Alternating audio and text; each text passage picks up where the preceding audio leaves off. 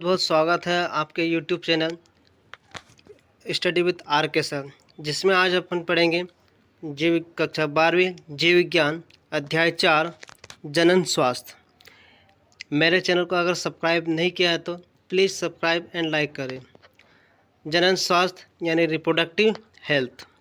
जनन स्वास्थ्य इस चैप्टर में अपन ये पढ़ेंगे कि किस प्रकार जनन संबंधी समस्याएं होती है, कि जनसंख्या किस प्रकार से जो जनसंख्या बढ़ोतरी हुई है वो किस प्रकार से एक समस्या है और इसको इस समस्या से कैसे निपटारा जा सकता है। चलिए पढ़ते हैं। जनन स्वास्थ्य एवं समस्या एवं कार्यनीतियाँ कि किस प्रकार से ये समस्या है। जनन के सभी पहलुओं सहित एक संपूर्ण स्वास्थ्य जनन स्वास्थ्य कहलाता है। कि इस जनन स्वास्थ्य से मतलब कि इस जनन से संबंधित सारी समस्याएं, सारे पहलू, बीमारी या इससे होने वाली सारी प्रकार के संपूर्ण स्वास्थ्य क्या कहलाता है? जनन स्वास्थ्य कहलाता है। भारत में जनन स्वास्थ्य की समस्याओं के मुख्य कारण है, क्योंकि भारत की जनसंख्या का लगभग 135 करोड़ है, जो कि एक सब विश्व में सबसे ज़्यादा दूसरे नंबर पर जनसंख्या के मामले। तो क्या कारण है कि जनसंख्या इतनी ज़्यादा बढ़ी हुई है? तो इसके कुछ कारण हैं। पहला है अशिक्षित समाज, कि अभी भी कुछ क्षेत्रों में भारत में अशिक्षित समाज है। यौन शिक्षा तथा जनन स्वास्थ्य के बारे में उनको पता नहीं रहता। बाल विवाह, अभी भी कुछ जगह पर बाल विवाह होते हैं। कम उम्र में गर्भ निर्धारण, यौन शिक्षा की कमी, यौन संबंधी रोगों की जानकारी न होना कि इससे कौन कौन सी बीमारी, यौन स्वास्थ्य से संबंधित कौन कौन सी बीमारी होती है और क्या क्या इसके लक्षण होते हैं।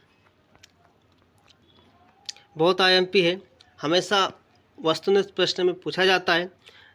नोट करके या आईएमपी करके जरूर टिक करें इसको।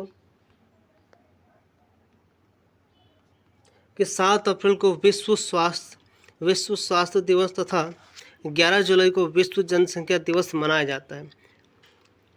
यह हमेशा वस्तुनिष्ठ प्रश्न कक्षा 12वीं बोर्ड एग्जाम में आता है। सन 1997 ईस्वी में भारत देश में एक व्यापक कार्यनीति की शुरुआत हुई कि लगभग भारत की जो जनसंख्या है वो निरंतर बढ़ती जा रही थी। तो उसको कम करने या उसको निर्धारण करने के लिए कार्यनीति बनाई गई।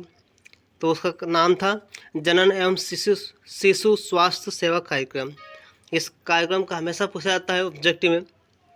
Reproductive and child health care programme इस नाम से भी जाना जाता है, RCH प्रोग्राम, जिसे आज परिवार कल्याण के नाम से जाना जाता है। उसका नाम चेंज करके क्या बदल दिया गया है? परिवार कल्याण।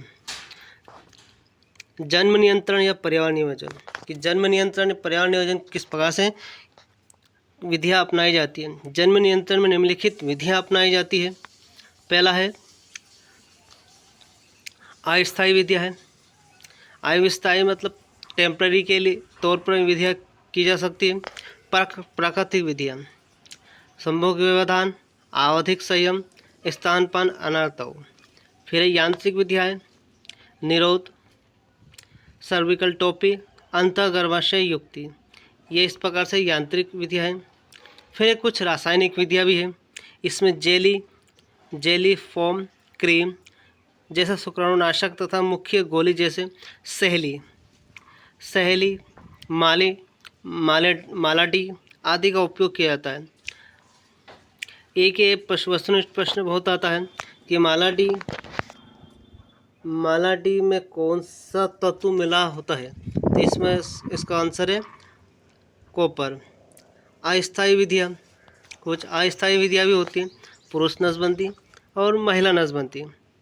सगर्भ चिकित्सीय समापन, बहुत आईएमपी है, परीक्षा के तौर पर स्टार बना लीजिए इसे। सगर्भता चिकित्सीय समापन, इसे इस शॉर्ट रूप में भी जाना जाता है MTP यानी मेडिकल टर्मिनेंस ऑफ प्रेगनेंसी। सगर्भ चिकित्सीय समापन क्या होता है? गर्भावस्था पूर्ण होने से पहले स्वैच्छिक रूप से गर्भ समापन को गर्भपात या सगर्भ चिकित्सा समापन कहते हैं। भारत सरकार ने 1971 में इसके दुरुपयोग को रोकने के लिए कानूनी स्वीकृति प्रदान की थी कि क्या है, पहले लड़कियां पैदा होते ही इसको गर्भ में ही मार दिया जाता था या गिरा दिया जाता था, इसलिए 1971 में ये कानून बनाया। यौन संचारित संक्रमण कि कौन कौन से इससे संक्रमण होते हैं। वह संक्रमण जो संभोग के समय यौन संबंधों द्वारा एक व्यक्ति से दूसरे व्यक्ति में संचारित होते हैं, यौन संचारित संक्रमण कहलाते हैं। कौन कौन से? सुजाक, उपदेश, एड्स रोग और जननांगों की हर्पीस, ये इस प्रकार से बीमारियां होती है। बंधिता, विश्व में अनेकों दंपति बंधित अर्थात संभोग करने के पश्चात भी पूरा संतानोत्पत्ति नहीं कर पाना बंधिता या बांझपन कहलाता है।